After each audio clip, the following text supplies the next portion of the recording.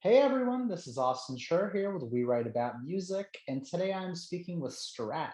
He has just released a fantastic new record called Development. I'm super excited to talk to him all about it. I want to thank you so much for coming on today. How are you doing? Thanks, man. Appreciate you having me on. Doing pretty well.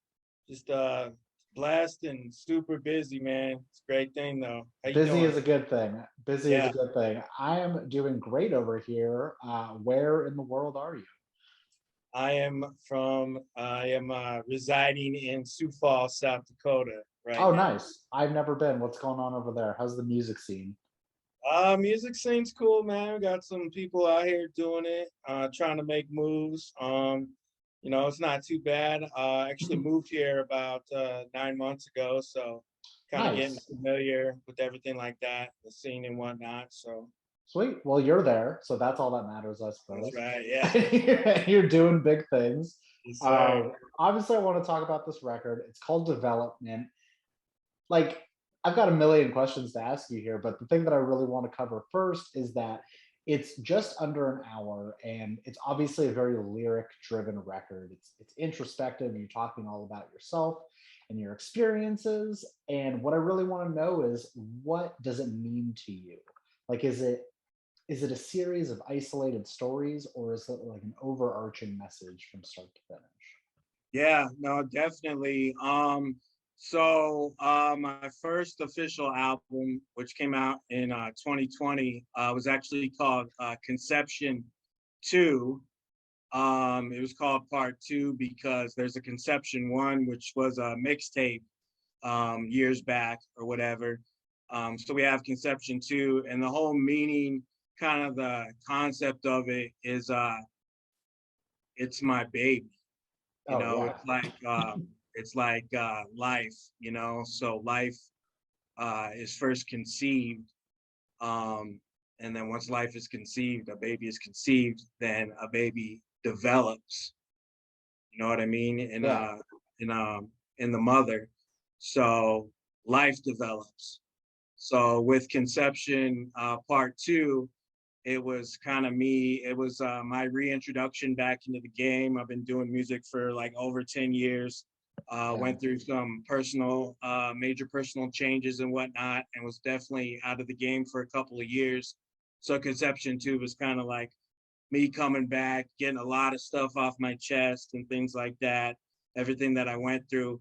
So now this is kind of like the next chapter as my new life develops and whatnot.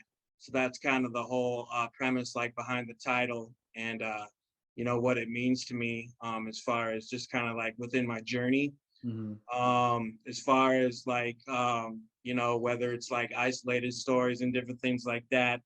Really, it's just about me and just the journey and what I'm going through and whatnot. And as far as continuing to work through life as the new me, is a lot of emotion in the record itself, ups and downs, just kind of how general life is. You know what I mean? So that's why you hear different songs that are more introspective. You hear some fun stuff on there, the ups and stuff like that. You have songs where I'm questioning certain things about my life, and is this gonna happen, or kind of where do I go, and kind of searching for direction. So that's kind of the whole thing about it, behind development, as life develops. Totally. No, man, it makes sense. Like, you've held nothing back. You leave nothing to the imagination. I also love the length. I mean, there's so many artists nowadays that they're like, okay, we got to put out one single and we'll do another single in a month. But you're like, no, here's a full record, fully flushed out ideas, and it flows so nicely. Even putting the message away for just a moment. Like, did you have any outside help putting this together in terms of production or just like Yes. the fine tunings? Yeah, definitely, man. Definitely. Yeah, I'm a big a believer of the culture, and hip hop culture, and Yeah. the art form, you know what I mean? I'm from, that era where you put together a whole project, you know, like don't get me wrong, singles do their job. I get it. Singles are great and stuff Yeah, like that, and EPs and stuff like that. But like to me, a real artist can put together a whole project, a movie per yeah. se. I You feel know the what I same. mean? It's all about that So experience. yeah, have an experience where you Mhm. know you put it on and you take a ride or something like that or whatever you're doing around the house Yeah, where you can because I'm from the era where you can listen to an album from front to back, you know yeah. what I mean? So that's with that. As far as the outside help, yeah, man. It was recorded in Dallas, Texas, Okay. with Celsius is his name. He produced about I think like 4 songs on there. He helped me a lot with the record, so I appreciate that. And produced what I say, produced 4 songs, and then he engineered it as well.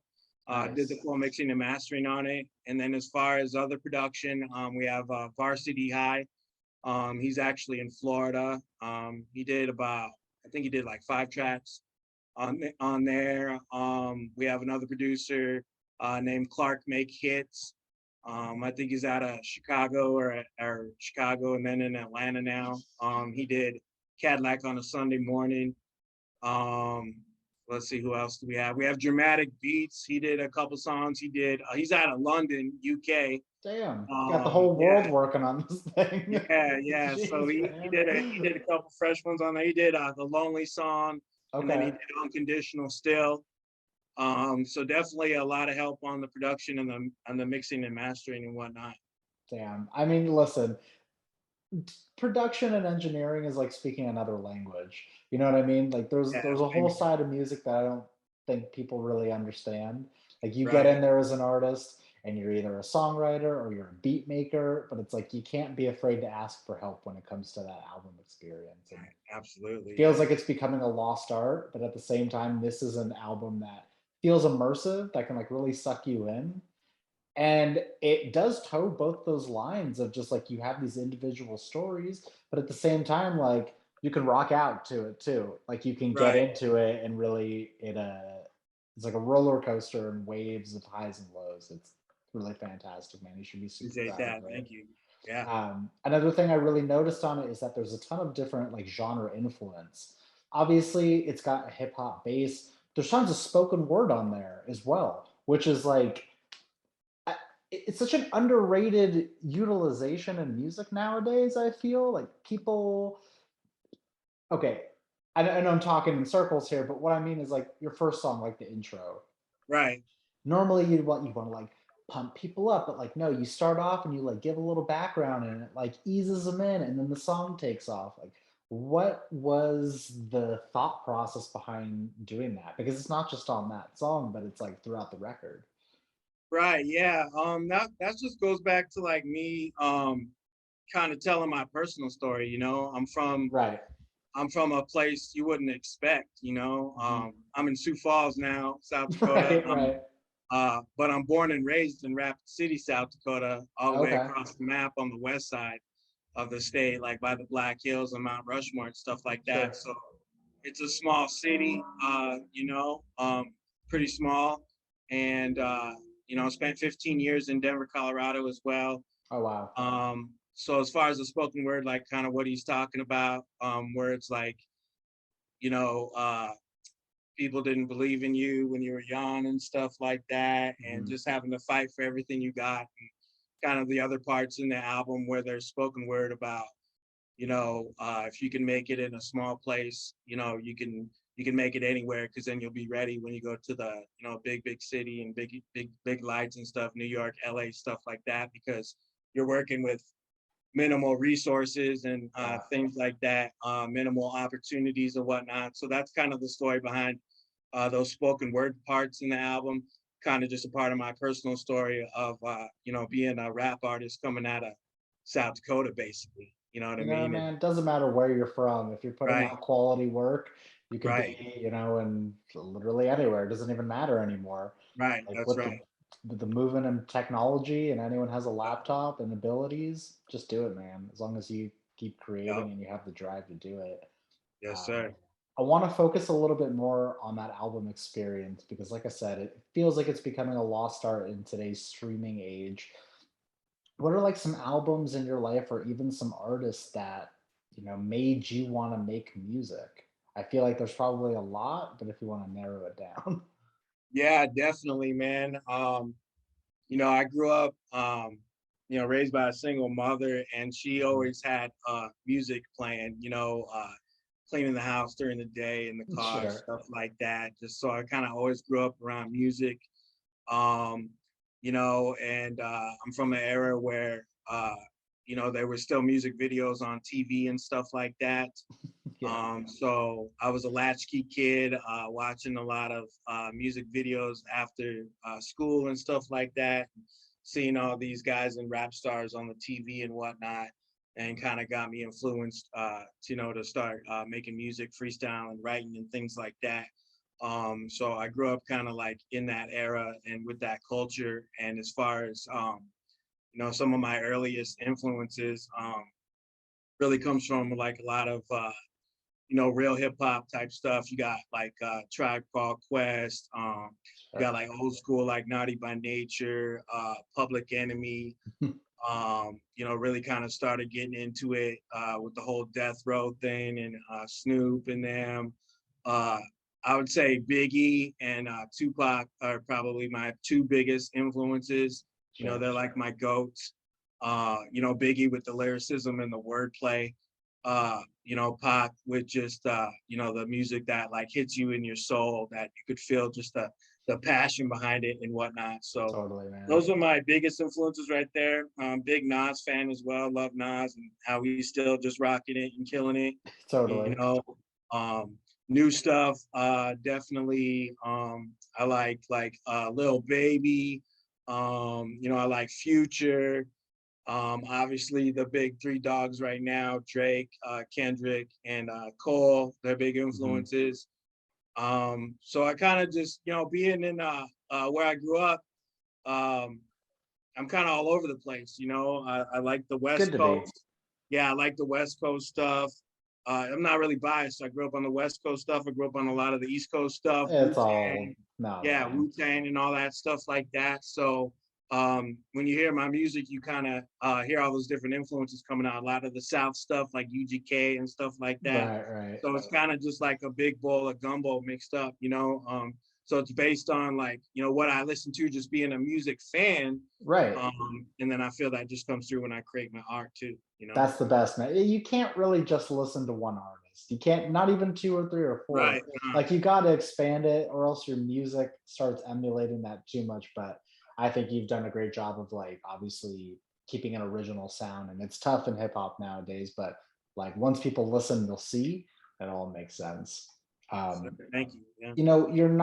you're not new to the music scene, which makes this better because there's a question I really like to ask is like now that you've been through the process, like you've written, you've recorded, you've been part of like the album creation. Is there something that you look forward to the most when embarking on a new album?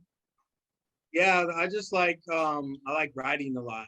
I like Yeah, the process of um, writing and then obviously recording second, like the actual part of it, what started it, just sure. the vocals and just putting my poetry out there and stuff and just sitting down, with a fresh beat and either seeing what comes to me or maybe I might have some ideas kind of scattered around already and kind of just the whole process of just putting that song together and then Yeah, piece by piece. And then obviously, there's all the technical stuff and like that too. But I just write and record, you know what I'm saying? I leave the yeah, production man. and the engineering to those other guys and stuff like that. But the biggest payoff for me, man, what makes me the happiest, man, is once it's done, man. You know what I'm saying? Like, Yeah, or just the well, weight off well, your yeah, shoulders. yeah, just like once Yeah, the whole thing is done, obviously, yeah, but just piece by piece, like song by song, man. Like yeah, man. when you get that mix back, and that's the one. Okay, so Right, that song's done, and just hearing it, man. You know what I'm saying? Hearing it, and that's like right. the payoff. And then it's also a super big payoff, obviously, on release day, man, where you can Sure. you've been sitting on this stuff and listening to it over and over again, and you and the producers and stuff, have been listening to it, but the world Yeah, hasn't man. heard it yet. So it's really exciting that time comes at midnight and you get to drop it to the world and just to see people's reactions and stuff, Yeah, man. there's no shame in that. As much as it's fun, like, yeah, doing the writing, the recording, and like making music in a studio, there's no better feeling than just being like, "Whew, we did it. We're done." Like, no more changes at this point. Like, we can Yeah, just yeah, chill out we and did it. Yeah, enjoy we it. did it. Yeah, The exactly. audio part's done now. The real work begins. We got to promote. Exactly. Yeah. Right. All right, man. What's next? You know what I mean? So Totally. Totally. yeah. Yeah. Are you the type of artist that's always like looking towards the next thing, or Oh yeah, man. jotting down things in a notebook? Yeah, man. Definitely. I'm all about like staying steps ahead, man. I Yeah. plan for the future, man. Like, yeah, I'm always staying steps ahead. Like, what's the next one, and then what's gonna be after this one, and just stuff like that. Cause that's just the thing about it. Like the way music is now, man. It's just Yeah. and just society in general, man. It's just like, okay, what's next? What's What's next? So next? you got Yeah. to keep it coming. You got to stay consistent, man, if you want to succeed. You know what I mean? It's true. That's okay, man. And as long as the creativity is there and you've got the drive to do it, just keep pumping it out as long as it Yes, makes you sir. happy. Hypothetically speaking, what does the next year look like for you in terms of music, potentially doing shows, like things along those lines? Yeah, man. Well, I'm working on a bunch of stuff right now, Wait, obviously, which is gonna be coming out as well this year, and more things on top of that. Basically, the key is just for me to stay consistent, keep working on stuff, continue to build up my fan base, and sure. opportunities and exposure like this. Working on lining up a couple of shows and things out here for this summer, and some surrounding cities as well. So just basically get out there a little bit more and be in more touch with the people and stuff like that. Um, Basically just try to take this thing big time. My biggest goal right now and has been since I came back, man. I finally feel like I'm getting some good momentum and some good traction and really getting some good exposure and people down with me and stuff like that. So I still work a day job. I still work full-time day job. Sure. This has been my dream for so long. So the biggest goal is to do it full time, man, Totally. with sustainable income. What's that going to look like on what level? Yeah. Time will tell. All I can do is keep pushing it. There you go, man. You got to set goals for yourself. Even if they're Absolutely, lofty, you just got to look towards the future. sir. Absolutely. Totally. I got a couple more questions for you at this point, and I'm going to preface this next one by saying I recommend everyone check out the album from start to finish. But if you had to recommend like two or three songs for someone to like dip their toes in on the record, what would you recommend? Yeah. So I would recommend "Pin Out," which is track number 2. Okay. If you want to hear just like some straight raw bars, some straight like real MC lyricism, Yeah. stuff like that. That's your go-to for that. The other one I would recommend would be the Lonely song. It's kind of uh, a tongue-in-cheek title because it's called the Lonely song, but it's a upbeat party type song that's got the summer vibes. You know what I'm saying? Sure, sure. With some storytelling behind it and stuff like that. Kind of more geared towards a female audience, so that'll get you rocking for sure for summertime. And then I would also recommend Bags Dance. I feel like that is definitely uh, summer vibes as well. Wait. Banging, futuristic, crazy type beat. It's just talking about the bag, getting the bag. Yeah, It's that man. bag talk. It's that money talk. You know what I'm saying? I And get it. yeah, man, and the way it is too, it's like a strip club anthem, man. Like it is, man. It's like that beat. Yeah, It's just well, that beat is crazy, man. So that'll get them rocking. You know what I'm saying? For more of that totally. type of atmosphere. So yeah, those are the three I'd recommend right there to really like get in. And then obviously we have the other ones where we Sure, kind of get sure. deep into my mind and get into some soul searching and stuff. But you gotta have fun too, man. I agree. Like I said, once people start listening, they're gonna get it. They're gonna listen to the full thing. But I appreciate your answer. I have one more question for you at this point. Basically, the question is For the person that is going to discover you from this, and for the person that's going to listen to your music for the first time, what is an opening message that you'd like to say to them? Yeah, an opening message would just be, you've never heard anybody like me, in There you hip go. hop. You just haven't. I know it doesn't matter where you're from. A lot of times people like don't even know. And then when I tell them where I'm from, they're like, "What? Get out of here, man." You know what I'm saying? So Sure. I would just say, if you're looking for something different, listen to Strat. Something There you different go. than most of the hip hop out there, or at least most of the mainstream. I'll correct myself because there's tons of great hip hop on Sure, under. sure. But as far as like most of the popular mainstream stuff, uh, if you want something different, listen to Strat. Real I agree. music for real people. There you go, man. Something everybody can relate to. That's your motto. Put it on a t-shirt. I'm telling Yes, you. sir. Yes, sir. Well, I want to thank you so much for taking the time out of your day to do this. It has been an absolute pleasure. I also want to take the time to obviously plug your music one more time. The album is called Development, but there's so much more music that you have out there that's out on streaming. We're going to have links so everyone can listen and follow along and share and do all that fun stuff. But I am personally invested at this point. I cannot wait to see what else you come up with the end of this year and beyond. So Thank you. thank you. Thank you. Thank you. Thank you. Sir, thank you. Appreciate Yeah, it. man. I hope you have an amazing rest of your day and I hope to speak soon. Yeah, thank you. Yeah, man. Take care. Talk to you All right, soon. thanks, Bye man. bye. Take it easy.